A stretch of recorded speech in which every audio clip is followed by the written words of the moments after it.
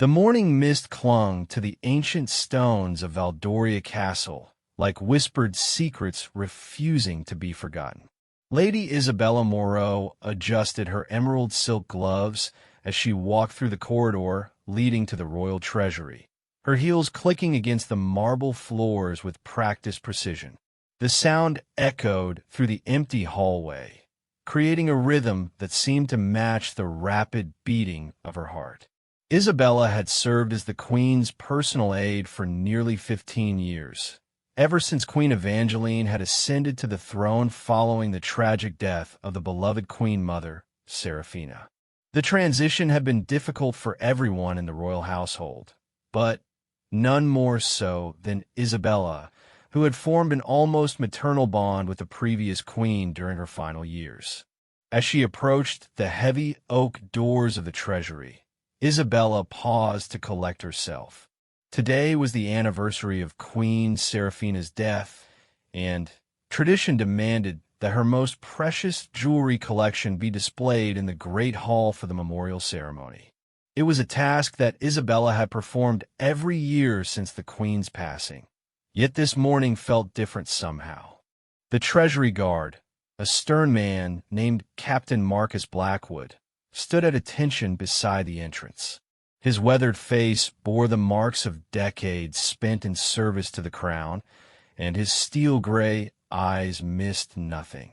Marcus had been appointed as head of palace security just 2 years prior, following the retirement of his predecessor, and he took his responsibilities with deadly seriousness. "Good morning, Lady Moreau," Marcus said, his voice carrying the formal tone that he maintained with all members of the royal household. "I trust you have the authorization documents for today's removal?" Isabella smiled warmly, though she couldn't quite shake the nervous energy that had been building within her all morning. "Of course, Captain Blackwood. Queen Evangeline signed them herself yesterday evening." She reached into her leather satchel and produced an ornate document bearing the royal seal. Marcus examined the papers carefully, his trained eyes scanning every detail. Satisfied, he nodded and stepped aside, producing an elaborate brass key from his uniform. "Everything appears to be in order. Shall we proceed?" The treasury doors swung open with a deep groan, revealing a chamber that never failed to take Isabella's breath away. The room was lined with glass cases containing centuries of royal artifacts, from ancient crowns studded with precious gems to ceremonial swords that had seen battles long forgotten by history. But it was the central case that drew Isabella's attention, as it always did. There, nestled in velvet-lined compartments, lay Queen Seraphina's personal jewelry collection. The centerpiece was the legendary Valdorian moonstone, a pendant said to have been blessed by the kingdom's patron saint. The stone itself was the size of a robin's egg, perfectly clear except for an ethereal blue glow that seemed to emanate from its very core. Surrounding it were matching earrings, a delicate tiara, and several rings that had been passed down through generations of Valdorian queens. "Beautiful as always," Marcus observed, though his tone remained professional. He had seen these pieces countless times during his tenure, yet even he couldn't help but appreciate their magnificence.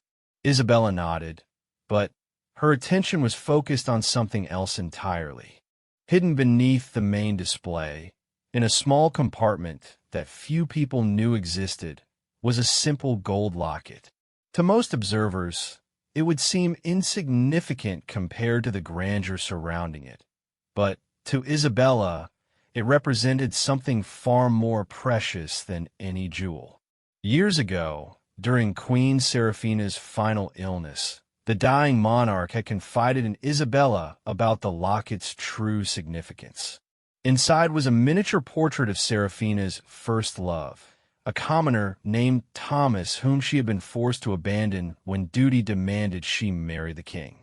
The locket also contained a key to a hidden safe where Seraphina had kept letters from Thomas, written over the course of their secret correspondence that had lasted until his death.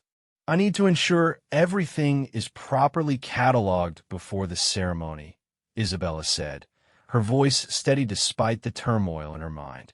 Would you mind giving me a few minutes alone with the collection? I promise to be careful. Marcus hesitated for a moment. Protocol typically required that a guard remain present whenever the treasury was opened, but Lady Moreau had earned his trust over the years. She had never given him reason to doubt her integrity, and her dedication to preserving Queen Seraphina's memory was well known throughout the palace. Very well, he said finally. I'll be just outside the door. Please call if you need anything. As the heavy doors closed behind Marcus, Isabella found herself alone with the treasures of the crown. She moved quickly, but carefully, beginning the process of documenting each piece as she prepared to transport them to the Great Hall. Her hands trembled slightly as she lifted the moonstone pendant, feeling the weight of centuries of royal history in her palm. But it was when she reached for the hidden locket that her resolve finally crumbled. As her fingers closed around the simple gold chain, memories flooded back with overwhelming intensity. She remembered Queen Seraphina's final words about the locket, spoken in a voice weakened by illness but strengthened by love. Isabella, my dear, the Queen had whispered, when I am gone, I want you to take this. Not for its value, but for its meaning. Thomas understood love in a way that my royal marriage never allowed me to experience. Keep it safe, and remember that even queens are human. At the time, Isabella had protested, insisting that such a precious memento belonged with the royal collection. But now, standing alone in the treasury on the anniversary of Seraphina's death, she found herself reconsidering those final words. The locket was more than just jewelry. It was a symbol of the deep friendship she had shared with the Queen. It represented the countless hours they had spent together, the secrets they had shared, and the trust that had developed between them. To Isabella's mind, it was never meant to be locked away in a cold treasury, visited only once a year during memorial ceremonies. Without fully conscious thought, Isabella slipped the locket into her satchel alongside the authorization documents. Her heart pounded as she realized what she had done, but she couldn't bring herself to return it to the case. Queen Seraphina had wanted her to have it, and who was anyone else to judge the final wishes of a dying monarch? The sound of approaching footsteps in the corridor outside jolted Isabella back to the present. She quickly completed her cataloging of the remaining pieces, arranging them carefully in the transport case that would carry them to the Great Hall. By the time Marcus returned, she appeared to be the picture of professional composure. All finished, Lady Moreau? Marcus asked as he surveyed the nearly empty display case. Yes, everything is ready for transport, Isabella replied, hoping her voice didn't betray the guilt that was already beginning to gnaw at her conscience. The ceremony can proceed as planned. As they made their way toward the Great Hall, Isabella couldn't shake the feeling that she had crossed a line from which there would be no return. The locket seemed to burn against her side where it rested in her satchel, a constant reminder of what she had done. She tried to rationalize her actions by remembering Queen Seraphina's words, but doubt continued to creep into her thoughts. The Great Hall was already bustling with activity as servants prepared for the memorial ceremony.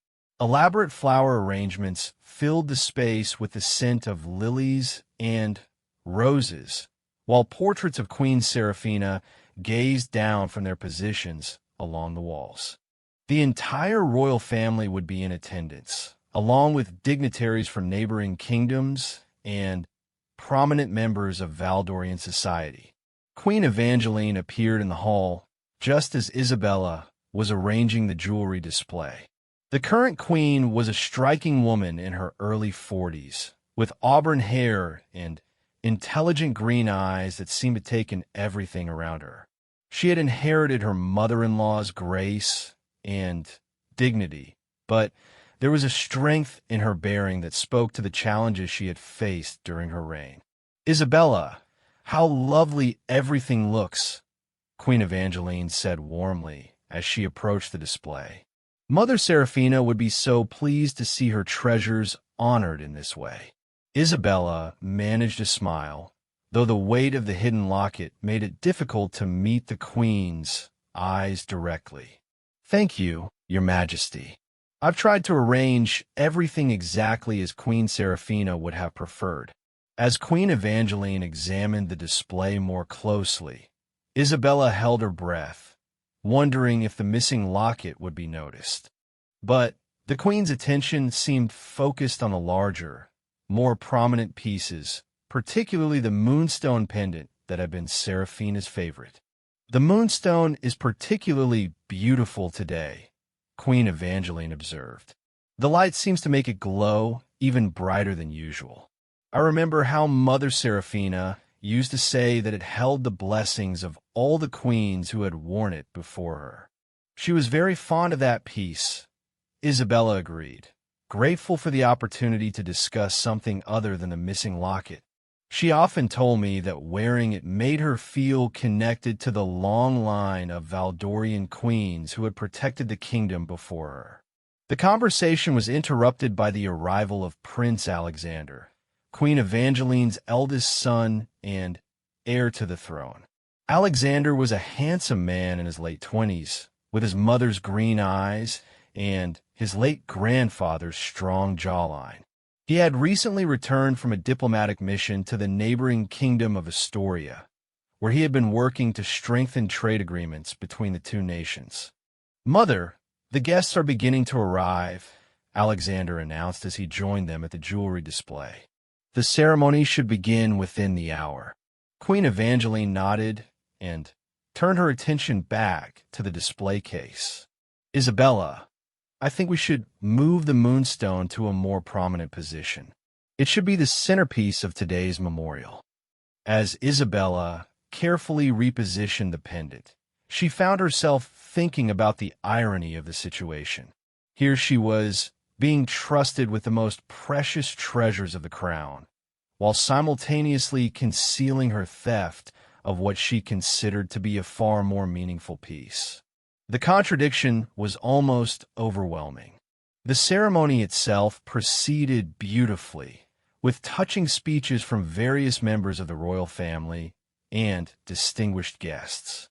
Isabella stood at the back of the hall, watching as Queen Seraphina's memory was honored with the dignity and respect she deserved. But throughout the entire event, the locket in her satchel served as a constant reminder of her betrayal. Following the ceremony, Isabella returned to her quarters in the servants' wing of the castle. Her rooms were modest but comfortable, reflecting her status as a senior member of the household staff. She had always taken pride in her position and the trust that the royal family placed in her, which made her current situation all the more painful. Alone in her sitting room, Isabella finally allowed herself to examine the locket properly.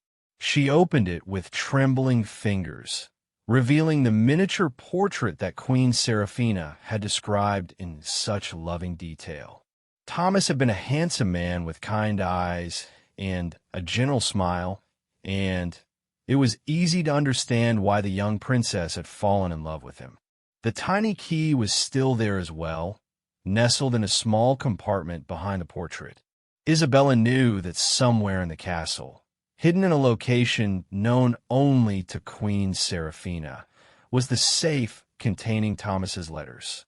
The dying queen had never revealed its location, taking that secret with her to the grave. As Isabella sat holding the locket, she tried to convince herself that she had done the right thing. Queen Seraphina had explicitly expressed her wish for Isabella to have this memento, and surely that counted for something. But even as she attempted to justify her actions, she couldn't escape the knowledge that she had committed theft from the royal treasury. The rest of the evening passed in a blur of conflicting emotions. Isabella attended the memorial dinner that followed the ceremony, playing her role as the devoted aide who had loved Queen Seraphina like a mother. She accepted condolences from various guests who remembered her dedication to the late queen, all while the stolen locket seemed to grow heavier in her possession. Later that night, as Isabella prepared for bed, she made a decision that would change everything. She would keep the locket, but she would also begin searching for the hidden safe that contained Thomas's letters. If she was going to honor Queen Seraphina's memory, she would do it completely. The letters deserved to be preserved, not left to rot in some forgotten hiding place. As she drifted off to sleep, Isabella's dreams were filled with images of Queen Seraphina and the mysterious Thomas, their love story playing out in her subconscious mind. She didn't yet realize that her decision to take the locket would set in motion a chain of events that would threaten to destroy everything she held dear. In another part of the castle, Captain Marcus Blackwood was completing his nightly security rounds. Something had been bothering him all day, a nagging feeling that he couldn't quite identify. As head of palace security, he had learned to trust his instincts, and tonight they were telling him that something was amiss. The treasury had been properly secured following the morning's removal of Queen Seraphina's jewelry, and everything had appeared to be in order during the ceremony. But Marcus couldn't shake the feeling that he had missed something important. He made a mental note to conduct a thorough inventory of the treasury first thing in the morning, just to put his mind at ease. Meanwhile, in the royal apartments, Queen Evangeline was reflecting on the day's events. The memorial ceremony had been a beautiful tribute to her beloved mother-in-law, and she was grateful for the way it had honored Seraphina's memory. As she prepared for bed, her thoughts turned to Isabella and the dedication she had shown over the years. Isabella had been like a daughter to Queen Seraphina, and Evangeline had always been grateful for the comfort and companionship that the aide had provided during the late queen's final years. It was people like Isabella who made the royal household feel like a true family rather than just an institution. None of them could have predicted that the events of this anniversary day would lead to revelations that would shake the very foundations of the kingdom. The stolen locket was just the beginning of a story that would test the bonds of loyalty, friendship, and family in ways that none of them could imagine. As the castle settled into the quiet of night, the Valdorian moonstone continued to glow softly in its place of honor in the great hall, casting ethereal shadows on the walls around it. But in Isabella's quarters, another treasure glowed just as brightly in the darkness, carrying with it the weight of stolen love and the promise of secrets yet to be revealed. 3 weeks had passed since the memorial ceremony, and Isabella found herself consumed by an obsession that grew stronger with each passing day. The locket had become both her most treasured possession and her greatest burden, a constant reminder of a line she had crossed and the secret she now carried. Every morning, she would wake before dawn and carefully examine the tiny key hidden within the locket, wondering where Queen Seraphina might have concealed Thomas's letters. The castle was enormous, with countless hidden chambers, secret passages, and forgotten rooms that dated back centuries. The safe could be anywhere, and Isabella knew that finding it would require both patience and cunning. Her search had begun subtly, with innocent requests to the castle's head librarian for historical documents about the building's construction. She had also started taking longer routes through the castle during her daily duties, always keeping an eye out for anything that might provide a clue to the safe's location. The morning routine in the royal household continued as usual, with Isabella maintaining her professional facade while secretly conducting her investigation. Queen Evangeline had noticed nothing amiss, still trusting Isabella with the same level of responsibility and access that she had always enjoyed. But Captain Marcus Blackwood had become increasingly troubled by a nagging suspicion that something was wrong. His inventory of the treasury had revealed that everything was accounted for according to the official records, but he couldn't shake the feeling that he was missing something important. Years of military training had taught him to trust his instincts, and they were screaming that there was a problem he hadn't yet identified. On this particular morning, Marcus decided to conduct a more thorough examination of the Treasury's security protocols. He began by reviewing the logs of everyone who had accessed the chamber over the past month, paying particular attention to the day of Queen Seraphina's memorial ceremony. Isabella's name appeared on the log, of course, along with the proper authorization documents. But as Marcus studied the paperwork more carefully, he noticed something that made him pause. The authorization was for the removal of Queen Seraphina's ceremonial jewelry collection for memorial display, but the inventory list attached to the document was oddly incomplete. Most official inventories included detailed descriptions of every piece, down to the smallest gem or decorative element. This list, however, seemed to focus only on the major pieces like the moonstone pendant and the ceremonial tiara. It was possible that the abbreviated list was simply an oversight, but Marcus's trained eye recognized it as potentially suspicious. He decided to compare the authorization list with the master inventory that was kept in the palace archives. The master inventory was a comprehensive document that had been updated regularly over the years, listing every item in the royal collection with meticulous detail. As Marcus made his way to the archives, located in the castle's east wing, he encountered Isabella in one of the main corridors. She was carrying a stack of papers and appeared to be heading toward the library, but something in her manner struck him as unusual. There was a nervous energy about her that he hadn't noticed before, and she seemed almost startled when she saw him approaching. "Good morning, Lady Moreau," Marcus said, studying her reaction carefully. "I trust everything is well with you today." Isabella forced a smile, hoping that her growing paranoia wasn't showing on her face. Over the past few weeks, she had become increasingly aware of Marcus's presence around the castle, and she couldn't help but wonder if he suspected something. "Good morning, Captain Blackwood." "Yes, everything is fine. I'm just doing some research for Queen Evangeline." "Research?" Marcus asked, his tone remaining conversational, but his eyes alert. "Anything I might be able to assist with?" "Oh, nothing that would concern security," Isabella replied quickly. "Just some historical information about the castle's architecture. The Queen is interested in having some restoration work done in the older sections."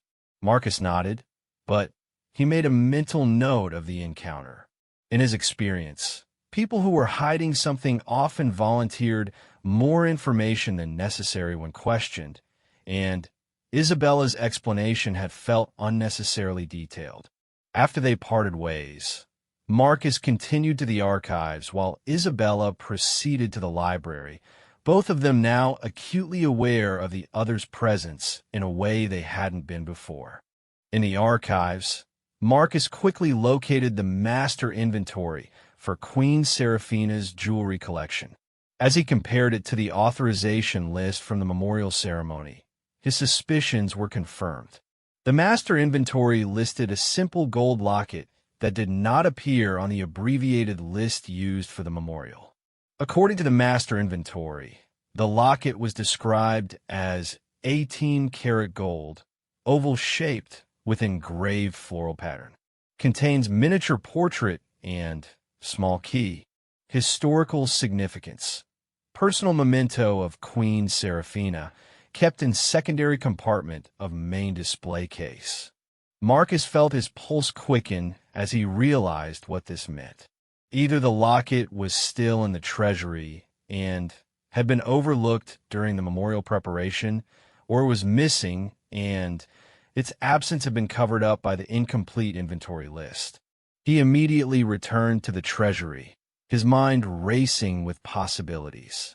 The chamber was secured as always, and everything appeared normal as he unlocked the doors and entered. But when he examined Queen Seraphina's display case more carefully, focusing on the secondary compartment mentioned in the master inventory, he found it empty. The locket was gone. Marcus stood in the treasury for several long minutes, trying to process the implications of his discovery. Someone had stolen a piece of the royal collection, and they had been clever enough to ensure that its absence wouldn't be immediately noticed. The abbreviated inventory list suggested that the theft had been planned and executed by someone with intimate knowledge of the Treasury's cataloging system. His first instinct was to report the theft immediately to Queen Evangeline, but Marcus decided that he needed more information before making such a serious accusation. A theft from the royal treasury was no small matter, and he wanted to be absolutely certain of his facts before involving the royal family. Instead, he decided to conduct a discreet investigation of his own. The number of people who had access to the treasury was limited, and the authorization documents would provide a clear trail of who had been in the chamber and when.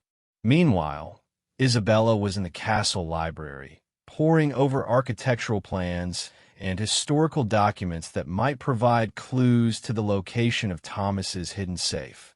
She had already spent hours studying the building's layout, focusing particularly on Queen Seraphina's former private apartments. The late Queen's rooms had been sealed after her death, preserved as a memorial to her reign. But Isabella knew that if Seraphina had hidden a safe somewhere in the castle, it would most likely be in or near her personal quarters where she could access it privately. As she studied a detailed floor plan from the 18th century, Isabella noticed something interesting. The drawing showed that Queen Seraphina's sitting room had originally been much larger, but at some point, a wall had been added to create what was now a small storage closet.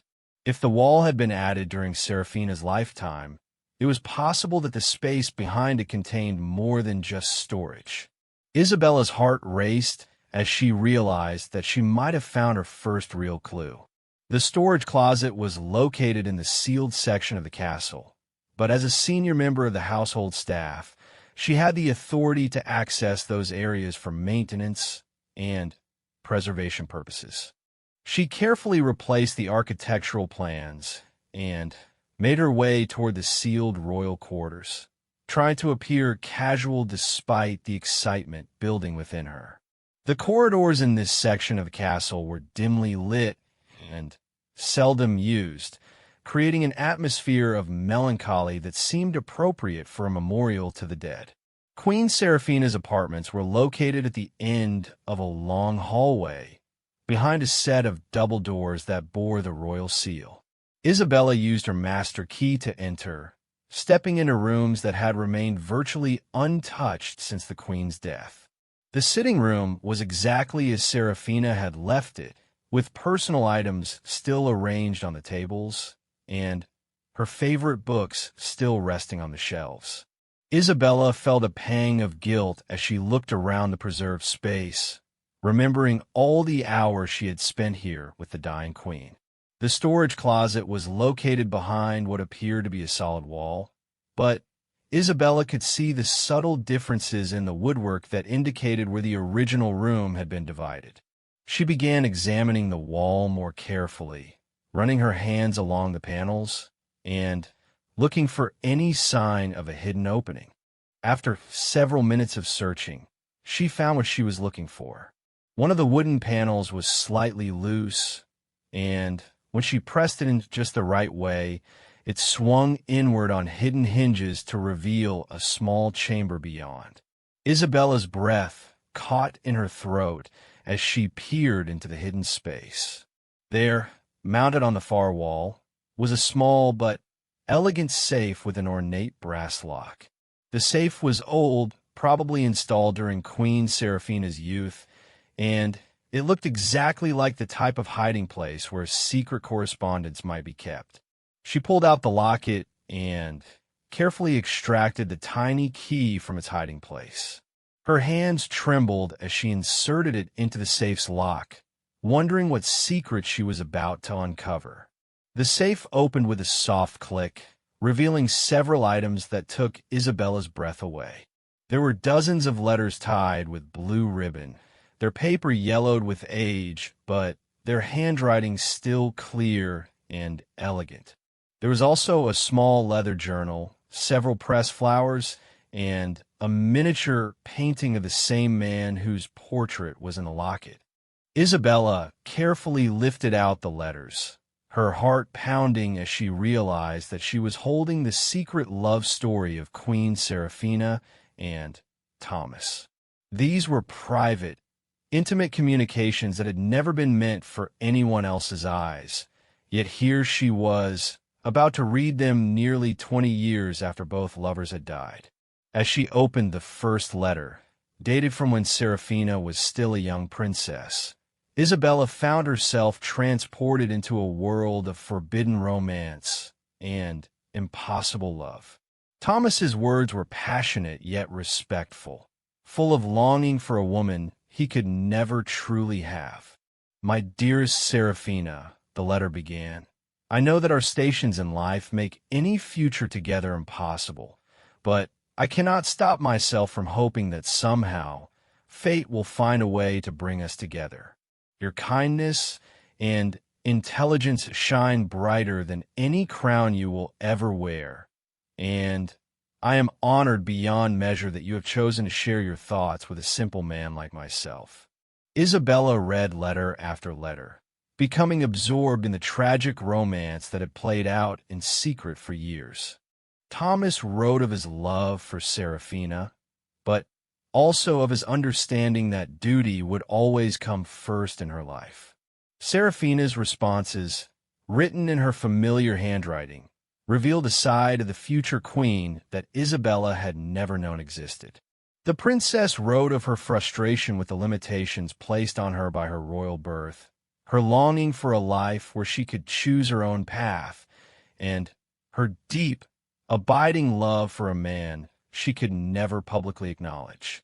It was clear from the letters that their relationship had remained platonic, bound by Seraphina's sense of duty and Thomas's respect for her position, but the emotional connection between them was undeniable.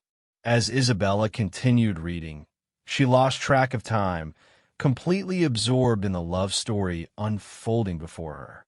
She didn't hear the soft footsteps in the corridor outside, nor did she notice the shadow that fell across the doorway as someone entered Queen Seraphina's apartments. "Lady Moreau," the voice made Isabella jump in terror, and she spun around to find Captain Marcus Blackwood standing in the doorway of the sitting room. His expression was unreadable, but his eyes took in everything: the open hidden chamber, the safe, and the letters scattered in Isabella's lap. "Captain Blackwood," Isabella stammered, her mind racing as she tried to think of an explanation for what he was witnessing. I was just... You were just reading private correspondence that doesn't belong to you," Marcus said, his voice stern but not unkind. "Correspondence that you accessed using property stolen from the royal treasury." Isabella felt the blood drain from her face as she realized that her secret was out. Marcus knew about the locket, and now he had caught her in the act of using it to uncover Queen Seraphina's hidden secrets. "Please," she said, her voice barely above a whisper. "Let me explain." Marcus stepped into the room and closed the door behind him. "I think you'd better," he said, "because what I'm seeing here looks very much like theft from the crown, and that's a crime that carries serious consequences." Isabella clutched the letters to her chest, her mind spinning as she tried to find words that would make Marcus understand why she had done what she had done. The locket seemed to burn against her skin where it hung beneath her dress, a reminder of the choice she had made and the price she was now being asked to pay. Queen Seraphina wanted me to have the locket, she said finally, her voice gaining strength as she spoke. She told me so herself, just before she died. She wanted me to preserve Thomas's memory and to make sure that their love story wasn't forgotten. Marcus studied her face, looking for signs of deception. Even if that's true, he said slowly, the locket is part of the royal collection. It doesn't matter what Queen Seraphina's personal wishes might have been. Legally, it belongs to the crown. Isabella felt tears beginning to form in her eyes as the reality of her situation became clear. She had committed theft, regardless of her justifications, and Marcus had the power to destroy her life with a single report to Queen Evangeline. "What are you going to do?" she asked, her voice small and frightened. Marcus was quiet for a long moment, clearly wrestling with his own conscience. As head of palace security, his duty was clear. He should arrest Isabella immediately and report the theft to the royal family. But something in her manner and the obvious care with which she had been handling the precious letters made him hesitate. "I don't know," he admitted finally, "but I think we need to discuss the situation very carefully before anyone else becomes involved." Isabella nodded, grateful for even this small reprieve. She carefully gathered the letters together and returned them to the safe, her movements reverent and respectful. Whatever happened next, she was determined to protect Thomas and Seraphina's secret until the very end. As Marcus watched her secure the hidden chamber, he found himself wondering if there was more to this story than simple theft. Isabella's devotion to Queen Seraphina was well known throughout the castle, and her distress seemed genuine. Perhaps there was a way to resolve the situation without destroying the life of a woman who had served the royal family faithfully for 15 years. But he also knew that his own career and reputation were now at stake. If he failed to report a theft from the royal treasury, he would be compromising his oath of service and potentially facing charges himself. The weight of that responsibility made his next words all the more significant. "We need to talk," he said finally, "but not here. Meet me in the old guardroom in the South Tower at midnight tonight. And, Lady Moreau, bring the locket." Isabella nodded, understanding that this clandestine meeting would likely determine her fate. As Marcus left the room, she remained seated in Queen Seraphina's chair, surrounded by the ghosts of the past, and facing an uncertain future that grew more complicated by the hour. The hours between her discovery and the midnight meeting felt like an eternity to Isabella. She went through the motions of her daily duties, attending to Queen Evangeline's correspondence and managing the household schedules, but her mind was entirely focused on the conversation that awaited her. The old guardroom in the South Tower was a perfect choice for a clandestine meeting. It had been abandoned for years, used only for storage of outdated military equipment and forgotten furniture. More importantly, it was far enough from the main living quarters that their conversation would not be overheard by curious servants or members of the royal family. As the castle settled into the quiet of night, Isabella made her way through the darkened corridors, her heart pounding with each step. She had spent the evening carefully considering her options, and she had come to a painful conclusion. She would have to trust Marcus with the full truth and hope that his sense of honor would prevent him from destroying her life. The locket felt heavier than ever as it rested against her chest, hidden beneath her dress. She had also brought along one of Thomas's letters, hoping that reading his words might help Marcus understand the importance of preserving their memory. The South Tower was accessed through a narrow spiral staircase that wound upward through the castle's oldest section. As Isabella climbed the worn stone steps, she couldn't help but think about all the other secrets that these ancient walls had witnessed over the centuries. The castle had seen wars, betrayals, love affairs, and political intrigues that had shaped the history of Valdoria. Perhaps her own small drama would just become another forgotten chapter in that long story. Marcus was already waiting when she reached the guardroom. He had lit a single candle that cast flickering shadows across the dusty chamber, creating an atmosphere that was both intimate and ominous.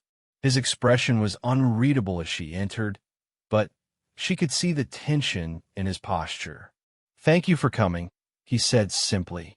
"Please sit down." Isabella chose a wooden chair that had probably once belonged to a long-dead guard, while Marcus remained standing near the window.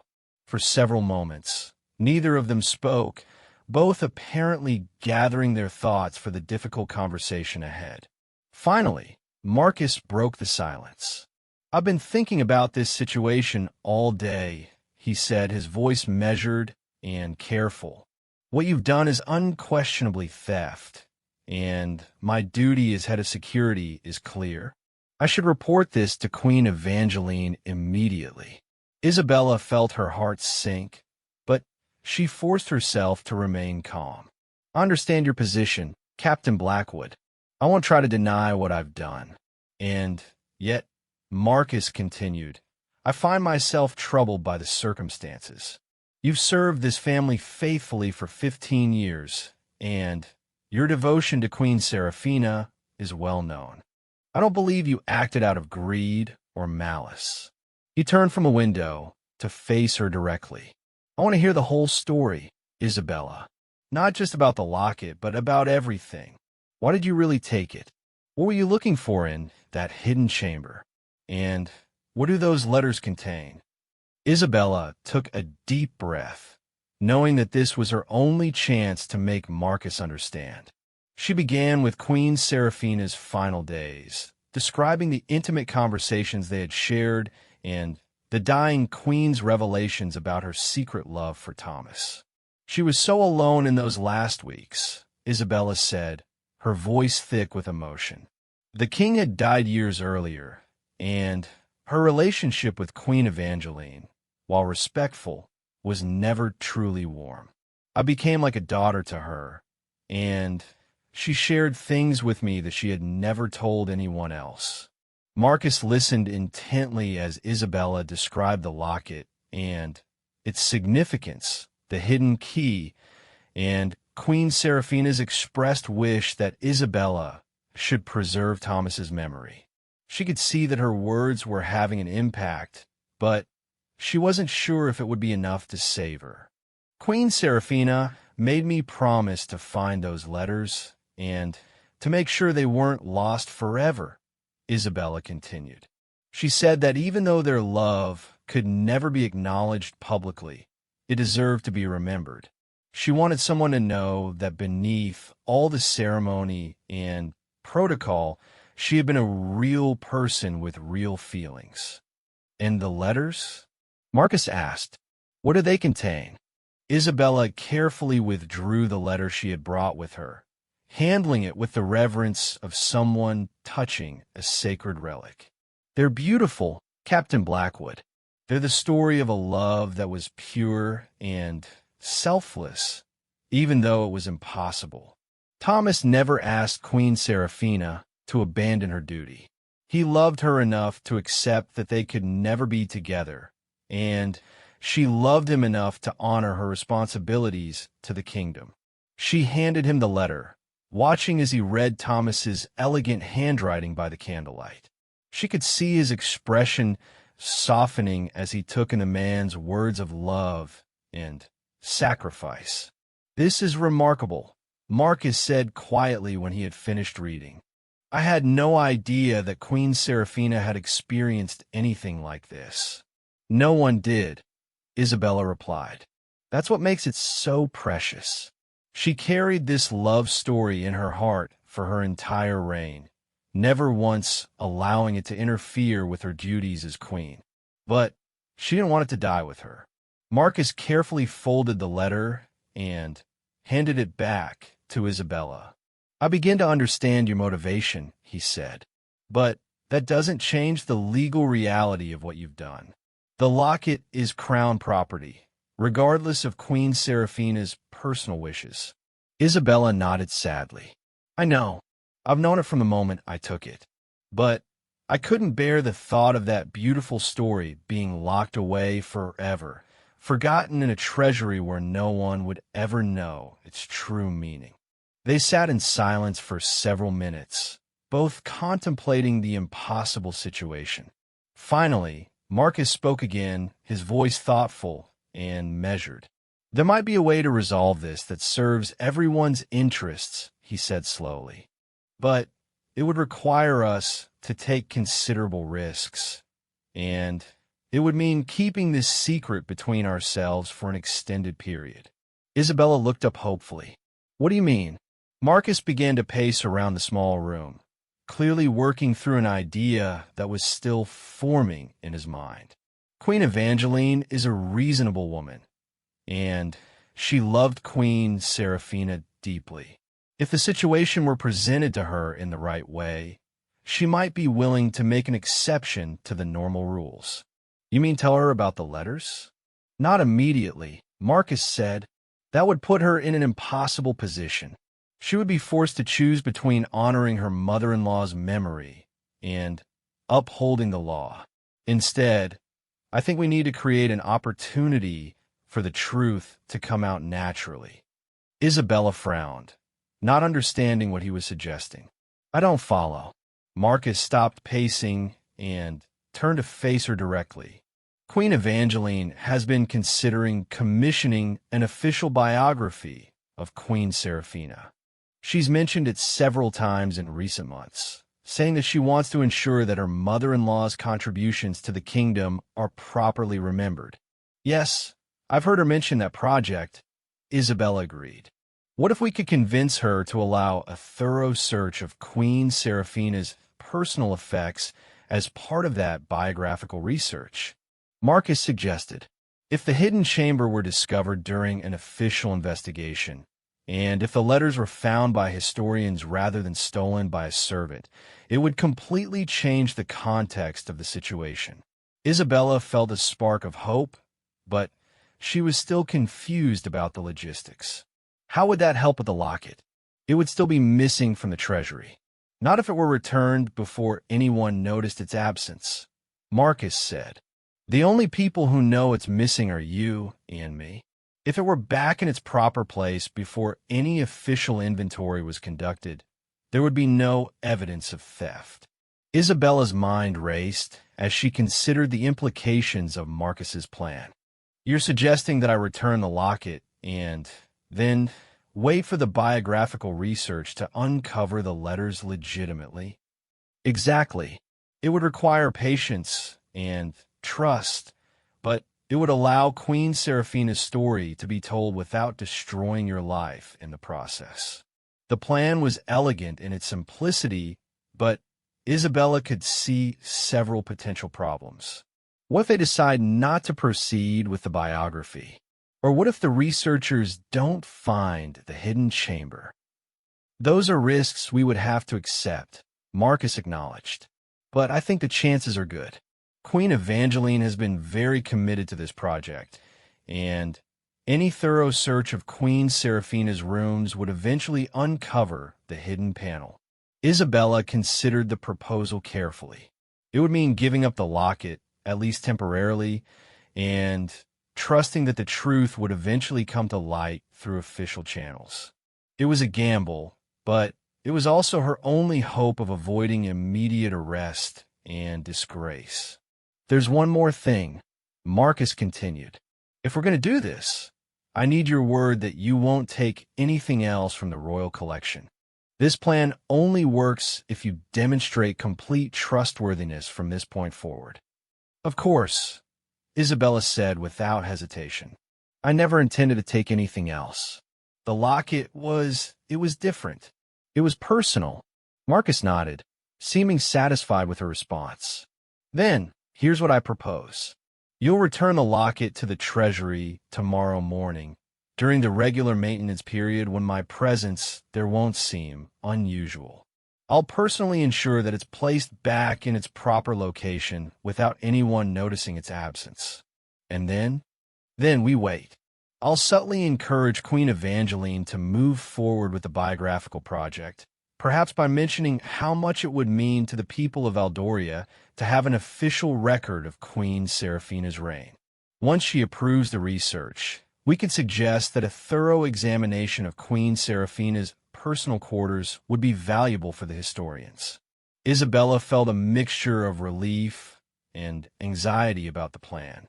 It offered hope for preserving Thomas and Seraphina's love story without destroying her own life, but it also required her to give up the one tangible connection she had to her beloved former queen. "How do I know you won't simply turn me in once you have the locket back?" she asked, voicing the fear that had been lurking in the back of her mind. Marcus looked genuinely offended by the suggestion. "Because I'm a man of honor, Lady Moreau. I may be duty-bound to enforce the law, but I'm also capable of recognizing when justice requires more than simple rule-following. Queen Seraphina's story deserves to be told, and you deserve a chance to redeem yourself." Isabella studied his face in the candlelight, looking for any sign of deception or ulterior motive. What she saw instead was a man struggling with his own conscience, trying to find a way to do what was right rather than what was merely legal. "Why are you willing to take this risk?" she asked. "Your career would be over if anyone discovered that you knew about the theft and didn't report it immediately." Marcus was quiet for a moment, seeming to consider how much to reveal. "Because I've seen too many good people destroyed by rigid adherence to rules that don't account for human nature," he said finally. "I spent 20 years in the military before coming to work for the royal family, and I learned that sometimes the greatest service to justice requires a willingness to bend the rules." He paused, then continued with obvious reluctance. "And because I had a love affair of my own once, one that ended badly because of differences in social station. I understand what it means to love someone you can never have, and I think Queen Seraphina's story deserves better than to be forgotten in a locked safe." This personal revelation created a new bond between them, a shared understanding of the complexities of love and duty that made their conspiracy feel less like a betrayal and more like an act of preservation. "Very well," Isabella said finally. "I'll do it. I'll return the locket tomorrow morning and trust that you'll help Queen Seraphina's story come to light through proper channels." Marcus nodded solemnly. "I give my word. But, Isabella, you must understand that this plan requires absolute secrecy. If anyone suspects what we've done, we'll both face serious consequences." "Understand," Isabella replied. "I've kept Queen Seraphina's secrets for years. I can keep this one too." As they prepared to leave the guardroom, Marcus extinguished the candle, plunging them into darkness. But somehow, Isabella felt lighter than she had since the day she first took the locket. For the first time in weeks, she could see a path forward that didn't end in disgrace and exile. "There's one more thing," Marcus said as they prepared to part ways. "We should avoid being seen together unnecessarily over the next few weeks. If this plan is going to work, no one can suspect that we've been collaborating." Isabella agreed, understanding the wisdom of maintaining distance while their conspiracy played out. As she made her way back to her quarters through the darkened corridors, she felt both sad and hopeful. Tomorrow, she would have to give up the locket that had become so precious to her, but she would do so with the knowledge that she had found an ally in her quest to preserve Queen Seraphina's memory. In his own quarters, Marcus spent the remainder of the night thinking about the commitment he had just made. He was risking everything on a plan that depended on numerous factors outside his control, but something about Isabella's devotion to Queen Seraphina had touched him deeply.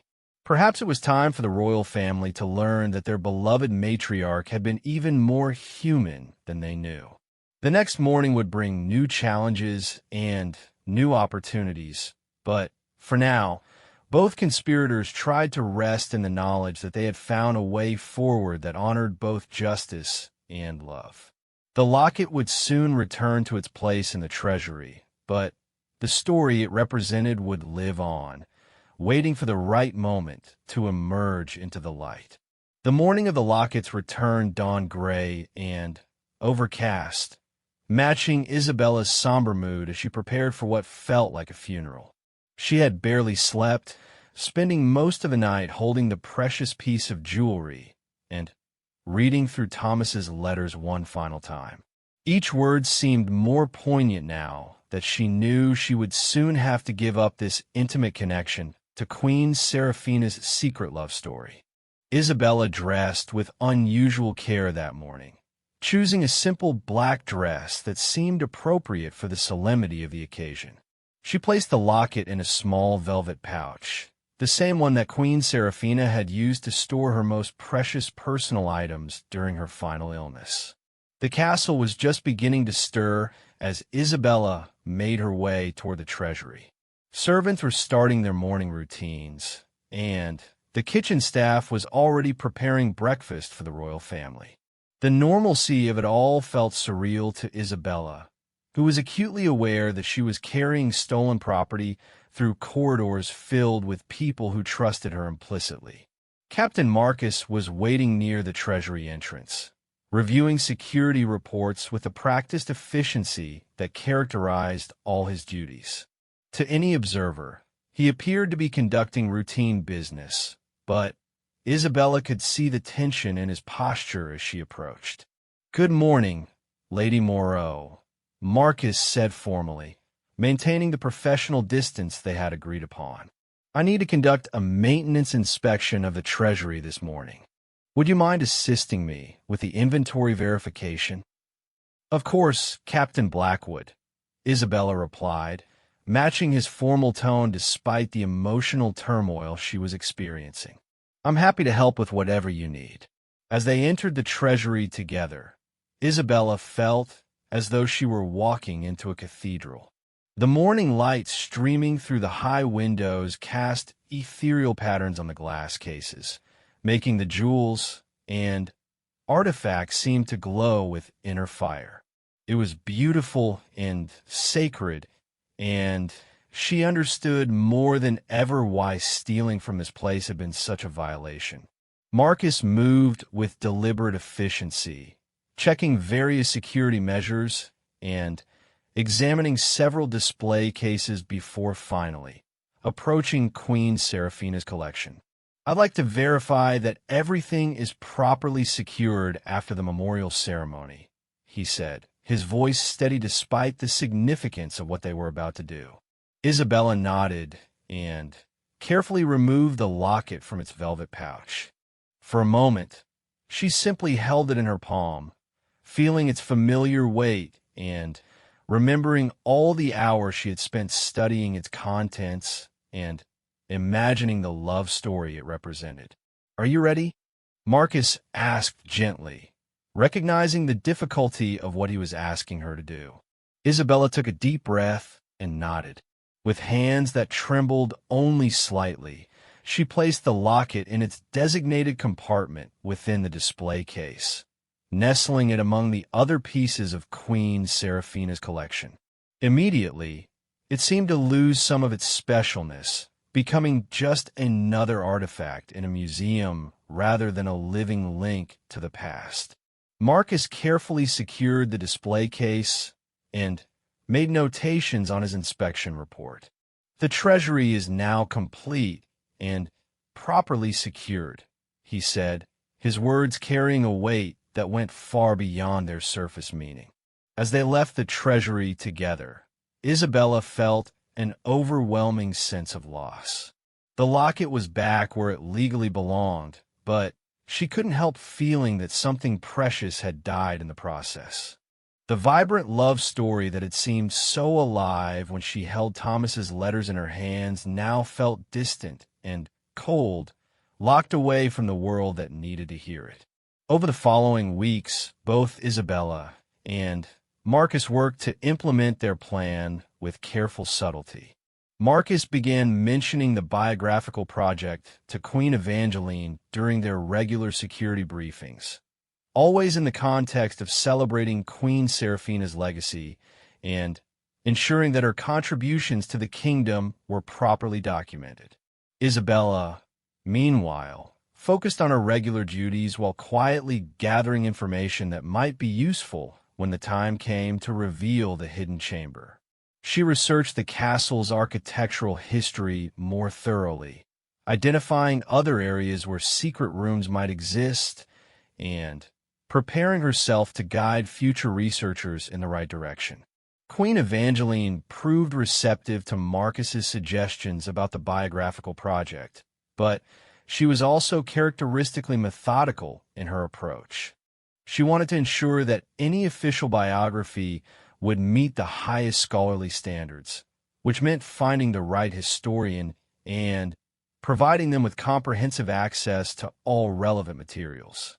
After considerable deliberation, Queen Evangeline decided to contact Professor Margaret Thornfield, a respected historian from the Royal University who specialized in royal biography and had written acclaimed books about other European monarchies. Professor Thornfield was known for her meticulous research methods and her ability to bring historical figures to life on the page.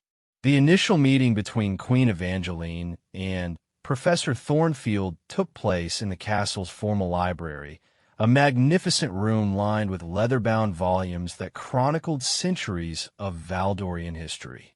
Isabella was present to take notes and assist with any questions about Queen Seraphina's personal effects and daily routines. Professor Thornfield was an elegant woman in her 50s, with silver-streaked hair and intelligent blue eyes that seemed to take in every detail of her surroundings. She had the bearing of someone who was comfortable in academic circles, but also possessed the social graces necessary for working with royalty. Your Majesty, I'm deeply honored by your invitation to undertake this project, Professor Thornfield said as they settled into comfortable chairs near the library's great fireplace. Queen Seraphina's reign was truly remarkable, and I believe her story deserves to be told with the attention and respect it merits. Queen Evangeline smiled warmly.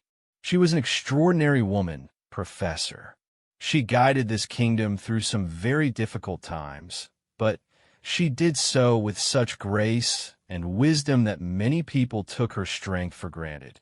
I want to ensure that history remembers her properly. I completely understand, Your Majesty. To do justice to Queen Seraphina's legacy, I would need comprehensive access to her personal papers, correspondence, and private quarters. Often, the most revealing insights come from the private moments rather than the public ceremonies. Isabella felt her heart skip a beat at the mention of Queen Seraphina's private quarters. This was exactly what their plan required, but hearing it discussed so casually made the conspiracy feel both more real and more dangerous. Of course, Queen Evangeline agreed. Lady Moreau here knew Queen Seraphina better than anyone during her final years. She'll be able to provide you with access to anything you need and can share insights that no written record could capture. Professor Thornfield turned her attention to Isabella with obvious interest. Lady Moreau, your perspective will be invaluable to this project. The relationship between Queen Seraphina and those who served her closely often reveals aspects of her character that formal documents cannot convey. I would be honored to assist you in any way possible, Isabella replied, hoping her voice didn't betray her nervousness. Queen Seraphina was like a mother to me, and I want to ensure that her true nature is properly understood by future generations. Over the course of the next hour, they discussed the scope of the biographical project and established a timeline for Professor Thornfield's research. It was agreed that she would spend several weeks at the castle, conducting interviews with various members of the household staff and examining all available documents related to Queen Seraphina's reign. Most importantly for Isabella and Marcus's plan, Professor Thornfield specifically requested access to Queen Seraphina's private apartments. I find that examining a person's living space often provides insights that formal papers cannot offer, she explained. The books they chose to keep nearby, the personal items they valued, the way they arranged their private sanctuary, all of these things tell us about who they really were when the crown came off.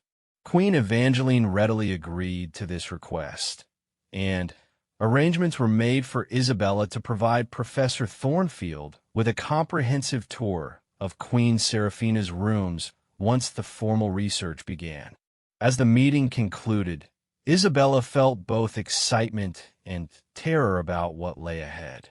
Their plan was moving forward exactly as they had hoped, but the reality of deceiving Queen Evangeline and potentially manipulating Professor Thornfield's research made her question whether they were doing the right thing. Later that evening, Isabella encountered Marcus in one of the castle's lesser-used corridors. They maintained the pretense of a casual encounter, but both understood the significance of the day's developments. "The biographical project has been approved," Isabella said quietly, glancing around to ensure they weren't being overheard. "Professor Thornfield will begin her research next week, and she specifically requested access to Queen Seraphina's private quarters." Marcus nodded, his expression remaining neutral despite the importance of this news. "That's excellent progress. We need to be very careful from this point forward. Once the professor begins her examination, events will unfold quickly." "I know," Isabella replied. "I just hope we're doing the right thing. Queen Evangeline trusts me completely, and I hate the idea of deceiving her, even for a good cause. Remember why we're doing this," Marcus said gently. "Queen Seraphina's love story deserves to be preserved, and this is the only way to ensure that happens without destroying your life in the process. Sometimes the greater good requires difficult choices." Isabella nodded, understanding the logic of his argument, even as her conscience continued to trouble her. "How will we handle the actual discovery? We need to make sure it appears completely natural." "Leave that to me," Marcus said. "I've been thinking about the logistics, and I believe I can arrange for the discovery to happen in a way that won't raise any suspicions. The key is to ensure that neither of us is present when the hidden chamber is first found." As they parted ways, both conspirators understood that they were entering the most dangerous phase of their plan. The next few weeks would determine whether their careful scheming would succeed in preserving Queen Seraphina's memory or whether their deception would be exposed, bringing disgrace upon them both. Professor Thornfield arrived at the castle the following Monday, bringing with her several assistants and enough research materials to conduct a thorough investigation. Isabella was assigned to serve as her primary liaison, a role that required her to spend considerable time in Queen Seraphina's sealed apartments while maintaining the pretense that she was simply helping with legitimate historical research. The professor proved to be both methodical and perceptive, examining every aspect of Queen Seraphina's living quarters with the attention to detail that had made her reputation. She photographed personal items, analyzed the arrangement of furniture, and made extensive notes about books that showed signs of frequent reading. Queen Seraphina was clearly a woman of great intelligence and sensitivity, Professor Thornfield observed as she examined the late Queen's personal library. Her book collection reveals interests that went far beyond the typical royal education. She was particularly drawn to poetry and romantic literature, which suggests a more emotional nature than her public image might indicate.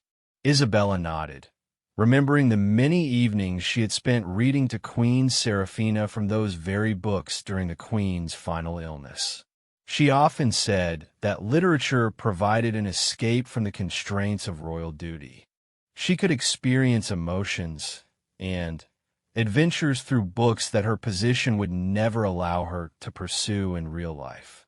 This comment seemed to intrigue Professor Thornfield, who made a note to explore the theme of Queen Seraphina's inner emotional life more deeply.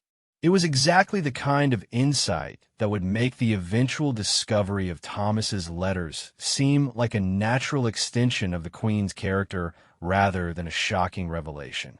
As the research continued, Isabella found herself walking a delicate line between helpful assistance and subtle manipulation. She wanted to guide Professor Thornfield toward the hidden chamber without making the discovery seem staged, which required considerable finesse and patience. The breakthrough came during the second week of research, when Professor Thornfield decided to examine the architectural features of Queen Seraphina's sitting room more closely. She had noticed some irregularities in the wall paneling that suggested modifications had been made to the original room design. "Lady Moreau, do you know anything about renovations that might have been done to these quarters during Queen Seraphina's lifetime?" the professor asked as she examined the wall where the hidden chamber was concealed. Isabella's heart raced, but she managed to maintain an appropriately casual tone. "I believe there were some modifications made early in her reign, but I was never involved in those decisions. The architectural records might have more detailed information." Professor Thornfield nodded and continued her examination, running her hands along the wood paneling with the instincts of someone who had spent years uncovering historical secrets. When her fingers found a loose panel that Isabella had discovered weeks earlier, both women held their breath. "This is interesting," Professor Thornfield murmured as she pressed against the panel. "There seems to be some kind of mechanism here." Isabella watched with carefully controlled excitement as the panel swung inward, revealing the hidden chamber beyond.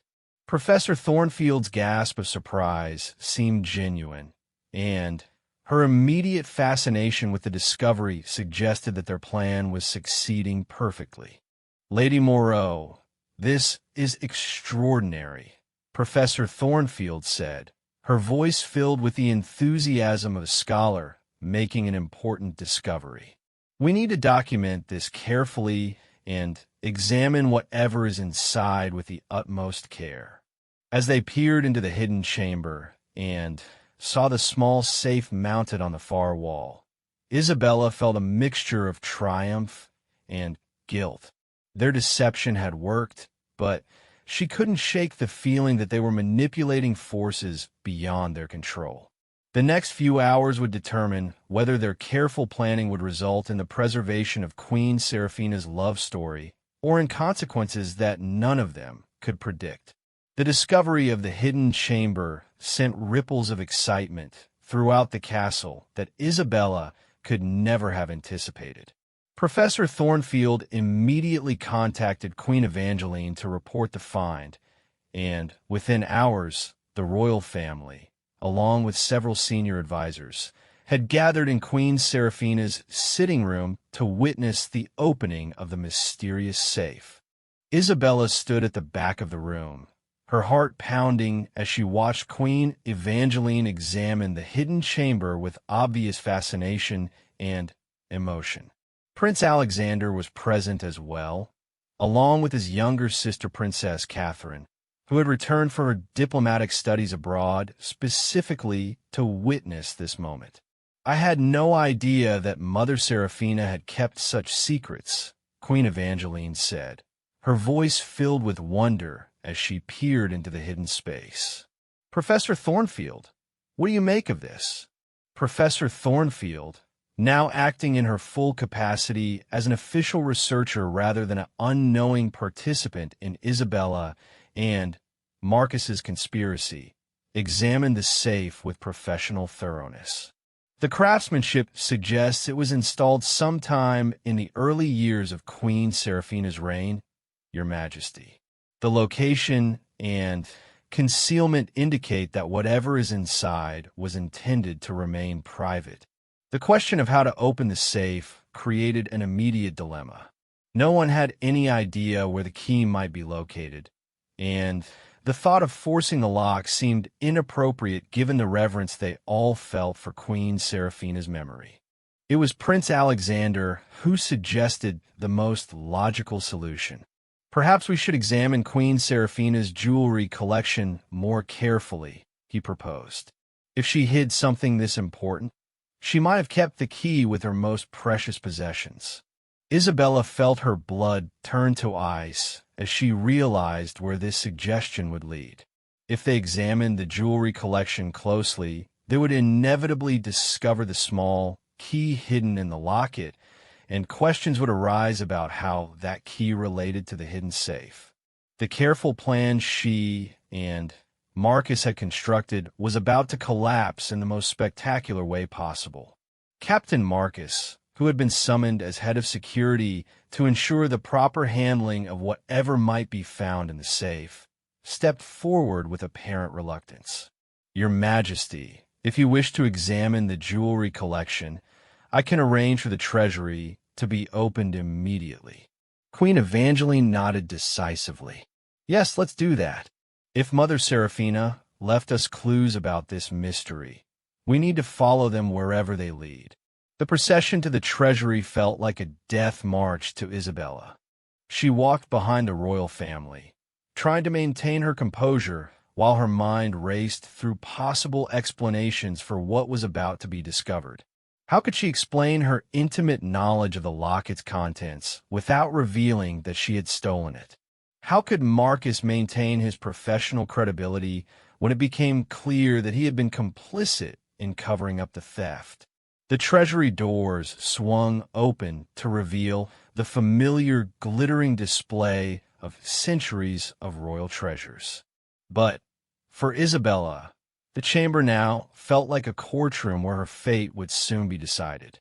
Queen Evangeline moved directly to Queen Seraphina's collection, studying each piece with new eyes as she searched for anything that might relate to the hidden safe. Professor Thornfield assisted in the examination, her scholarly instincts guiding her toward items that seemed personally significant rather than merely ceremonial. When she lifted the simple gold locket from its display case, Isabella felt as though her heart might stop beating entirely. "This piece is quite different from the others," Professor Thornfield observed, holding the locket up to the light. "It's much simpler in design, almost intimate rather than royal. There appears to be a mechanism for opening it." Isabella watched in horrified fascination as Professor Thornfield carefully opened the locket, revealing the miniature portrait of Thomas and the tiny key that had started this entire chain of events. The reaction from the royal family was immediate and profound. "Who is this man?" Queen Evangeline asked, her voice filled with surprise and curiosity. "I don't recognize him from any of the official portraits or court records." Professor Thornfield examined the portrait more closely, her scholarly instincts immediately recognizing its significance. Based on the style and the clothing, this appears to be from Queen Seraphina's youth, before her marriage to the king. And this key, she carefully extracted the tiny brass key from its hiding place. This appears to be designed for a small lock, possibly the very safe we discovered in her chambers. The implications hung heavy in the air as everyone present realized what they might have uncovered. Queen Seraphina, the beloved matriarch of the royal family, had apparently carried a secret love affair in her heart throughout her entire reign. Prince Alexander was the first to voice what everyone was thinking. "Mother, are you saying that Queen Seraphina had a romantic relationship that we never knew about?" Queen Evangeline held the locket in her hands, as though it were made of the most fragile glass. It appears that she did, Alexander. And if this key opens that safe, we may be about to learn much more about a side of her life that she kept completely private. The return journey to Queen Seraphina's chambers felt even more charged with emotion than the trip to the treasury had been. Isabella found herself walking beside Marcus, both of them maintaining their professional facades, while internally grappling with the realization that their careful conspiracy had been superseded by events beyond their control. Back in the sitting room, Professor Thornfield carefully inserted the tiny key into the safe's lock. The mechanism turned smoothly, despite its age, and the safe door swung open to reveal the treasures that Isabella had discovered weeks earlier. The letters tied with blue ribbon, the leather journal, the pressed flowers, and the miniature painting. Queen Evangeline gasped audibly as she saw the contents of the safe. "There are so many letters," she whispered, her voice filled with wonder. She kept all of this secret for her entire life. Professor Thornfield, with the reverence of a scholar handling priceless historical documents, carefully lifted out the bundle of letters. "Your Majesty, these appear to be personal correspondence spanning many years. If you're comfortable with it, I believe we should read at least a few of them to understand their significance." The first letter that Professor Thornfield read aloud was one of Thomas's earliest, written when Queen Seraphina was still a young princess. As his words filled the room, words of love, respect, and impossible longing, the assembled group fell into stunned silence. Isabella watched as Queen Evangeline's expression transformed from surprise to understanding to deep emotion. The current queen had always revered her mother-in-law's memory, but this revelation was adding entirely new dimensions to her understanding of the woman who had shaped the monarchy for an entire generation. She loved him, Queen Evangeline said softly when Professor Thornfield finished reading. She truly loved this man, and yet she never once allowed it to interfere with her duties to the kingdom. Prince Alexander picked up one of the pressed flowers, examining it with obvious fascination. The dedication this represents is extraordinary.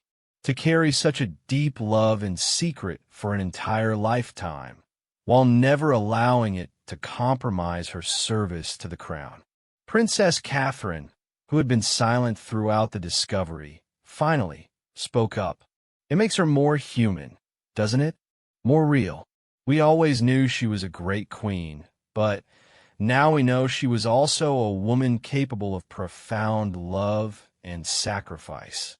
Professor Thornfield continued reading selected letters, choosing passages that revealed the depth and purity of the relationship between Seraphina and Thomas.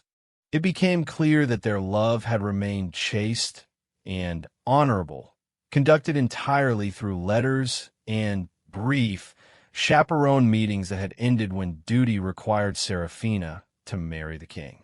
As the reading continued, Isabella found herself experiencing emotions she hadn't expected. Instead of feeling guilt about her theft of the locket, she began to feel a sense of profound satisfaction. Queen Seraphina's love story was finally being told, and it was being received with exactly the respect and honor that the late queen had deserved. The discovery also had an unexpected effect on the royal family's understanding of their own history. Queen Evangeline began to speak about the pressures that royal women faced, the sacrifices required by duty, and the courage it must have taken for Queen Seraphina to honor her responsibilities while carrying such a deep personal loss. "I want these letters to be part of the official biography," Queen Evangeline declared as the reading session concluded. "Professor Thornfield, Queen Seraphina's love story should not remain hidden any longer. It should be told as part of her legacy, an example of how she balanced personal feelings with royal duty." Professor Thornfield nodded enthusiastically. "Your Majesty, This discovery transforms our understanding of Queen Seraphina completely. Her story will be much richer and more compelling now that we know about this aspect of her life. Over the following days, as Professor Thornfield continued her research with access to all of Thomas's letters and Queen Seraphina's journal, the full scope of their relationship became clear. It had been a love affair of the mind and heart rather than the body, conducted with complete honor and respect for the constraints of royal duty. The journal revealed that Queen Seraphina had continued writing to Thomas until his death from consumption when she was in her 40s. After his death, she had kept his letters as a way of preserving the memory of the one person who had loved her for herself rather than for her position.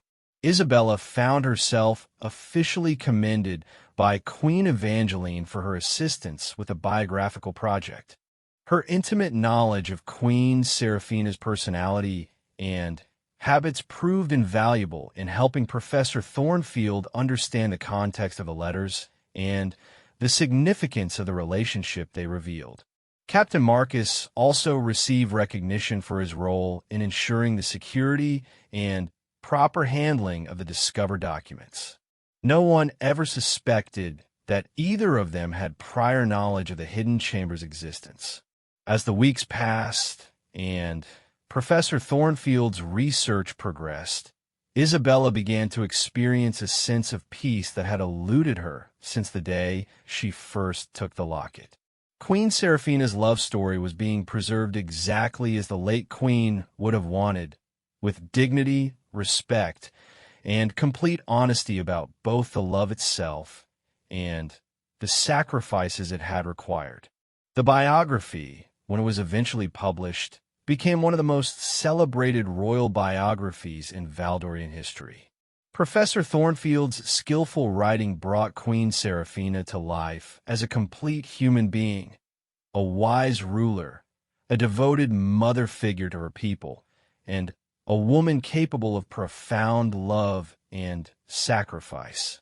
The love story of Queen Seraphina and Thomas became a symbol of the complexity and humanity that existed behind royal facades.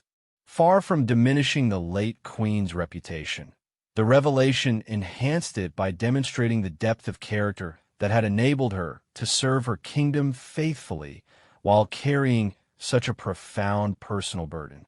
Isabella kept her own secret about the theft of the locket, but she no longer felt guilty about what she had done. In taking the locket, she had set in motion a chain of events that had ultimately achieved everything Queen Seraphina had hoped for. The love story had been preserved, honored, and shared with the world in a way that celebrated rather than sensationalized it. Years later, when Isabella had become one of the most senior members of the household staff, and Queen Evangeline had established herself as one of Valdoria's most beloved monarchs, she would sometimes visit Queen Seraphina's former chambers, which had been converted into a small museum celebrating the late queen's life and reign. The hidden chamber had been left exactly as it was discovered, with a safe open and a display showing some of Thomas's letters alongside artifact from Queen Seraphina's public life.